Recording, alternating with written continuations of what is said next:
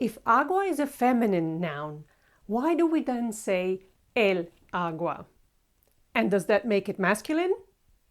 Let's find out. Hello and welcome to another Spanish lesson with me, Eva. Today we'll be talking about feminine nouns which come with a masculine article. Before we do, don't forget to subscribe, don't forget to hit the bell button, and if you're enjoying my lessons, don't forget to like the videos as well. Okay, good. So as promised, today we'll be talking about feminine nouns in Spanish, which, funnily enough, come with a masculine article, not with la, as we would expect it. They come with el. And the first one that comes to mind, or the first one that starts causing you headache, is agua. Agua is a feminine noun, and yet we don't say la agua. We say el agua. Why? Because we have two sounds, same sounds, and both accentuated, coming together. Okay? So if we were to say la agua, we would have an accentuated a here. It's a one syllable word, so this really is the only syllable that can be accentuated. And then we have agua starting with the same sound. And be careful, I'm not even saying the same letter. It's starting with the same sound and it's accentuated as well. So we have la and agua with an accent or stress on this beginning syllable, on this first syllable, agua. And it's much easier to say el agua. Try saying both la agua and el agua. It's so much easier to say el agua, and that's the only reason why instead of la agua, we say el agua. Okay? So there have to be two conditions. Two conditions have to be met. Of course, we have to be talking feminine nouns to start with, because if it's a masculine noun, then we obviously use el. Okay? So it has to be a feminine noun that starts with a stressed a sound. Okay? Again, I'm saying sound, not a letter, because we have an example, for example, of hambre, which is hunger. In writing, it starts with an H, but because H is always silent, the first sound that comes out of our mouth is actually A, and it is an accentuated one, okay? So again, we need to start with a feminine noun which has an accentuated or a stressed A sound at the beginning, okay? And then, instead of using la, we use el. El agua is water. El hambre, as I said, is hunger.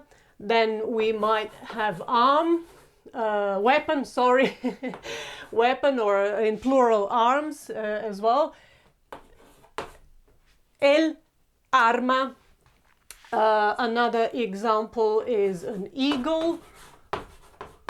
Águila, again, el águila.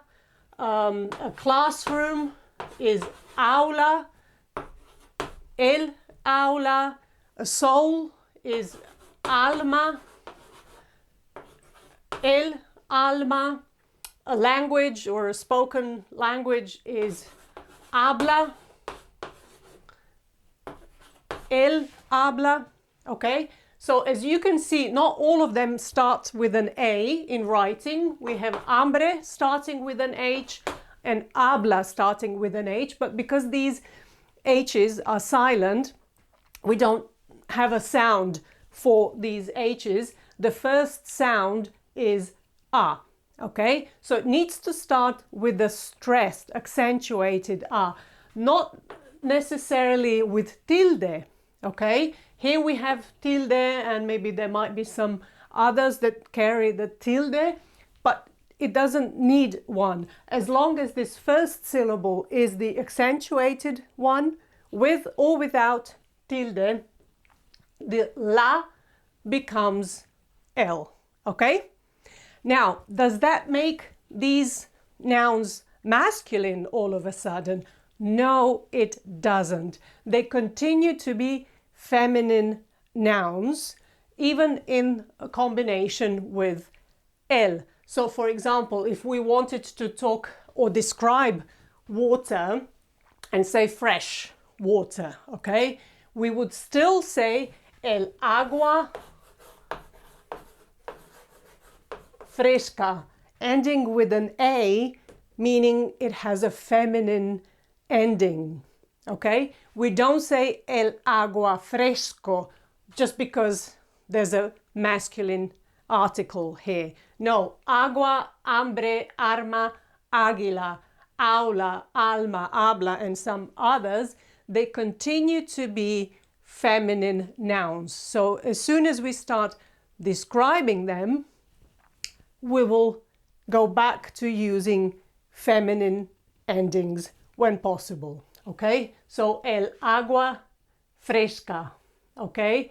El arma fría, cold weapon, cold arms. El águila, there's a Spanish TV series called El Águila Roja, red eagle, okay? Again, feminine endings. I don't know, el aula cerrada, okay? A closed classroom. El alma herida, wounded soul. And el habla, I don't know, English language, el habla inglesa, okay?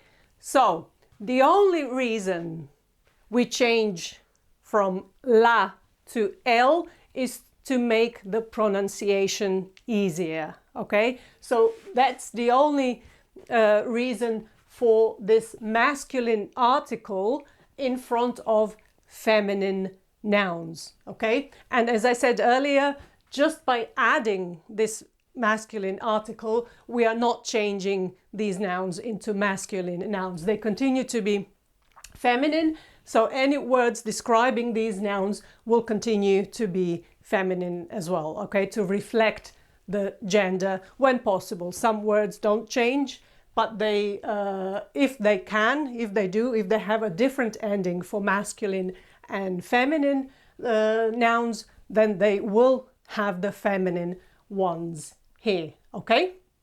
Good. This is only in the singular, okay? The moment we are talking plural and we have las aguas, we no longer have two a sounds coming together, okay? Now we've got this S separating them, and now the pronunciation again is easy. It's not difficult to say las aguas, okay? So in singular, this is what happens, but in plural, we are back to normal. Las aguas, las hambres, las armas, las águilas, etc. again, okay? So only in the singular, but not in plural, okay? Now, sometimes in Spanish, not very often, but sometimes the adjective, so the word describing the noun, instead of coming after the noun, as we've seen here, sometimes the adjective will be in front of the noun. So what happens then? Then again we would have fresca agua, or fría arma, roja águila. These adjectives don't sound very good in front, but let's just imagine we are putting them in front of the noun, and we have an adjective ending with a and the noun starting with a. Will this adjective, just like the article, have to take the masculine form to make it easier to pronounce? The answer is no, and I will say why. For example, we say mucha agua, okay? So mucha is in front, and again we find ourselves with two as next to each other. So you might think, well, we had two as here. Does this have to now be mucho agua? The answer is no. And the reason mucha stays feminine is because this a is not accentuated anymore. The accent is really here, mucha agua, okay? So mucha agua, no problem. I don't know, this classroom, esta aula. Again, it's e that's accentuated. Esta aula. I don't know. Little soul would be pequeña alma. Again, the accent is here. Pequeña alma. Okay? So, this change only happens in singular, and it only happens with the article. El instead of la. You might be wondering if the same thing happens with the indefinite article. For example, una agua, would we replace it with un agua? Grammatically speaking, or theoretically speaking, or if we think about the rule, the answer would be no, we don't have to change it, because again the accent is on u. So even though that we have two as that meet, only one of them is accentuated, the other one is not. So una agua in theory should be okay, but the tendency is, and even grammatically speaking, or when it comes to rules, it's allowed to say un agua. Okay, so un agua, un hambre, un arma, un águila, un aula, un alma, and un habla is the preferred way of saying it with the indefinite article. Okay, with the definite article, this is the only way. We just have to use the masculine one. With the indefinite one, we could stick with the feminine one, but the tendency is, and it's become perfectly okay and accepted, to make it masculine as well. So the more common way would be saying un agua, okay? Even though we did not have two accentuated as coming together, only this one was accentuated, this one wasn't, we still tend to drop it and make it masculine again, okay? So again, remember, just by using the masculine article, be it definite or indefinite, these feminine nouns continue to be feminine nouns, and that will be reflected with the descriptive words that we use to describe them.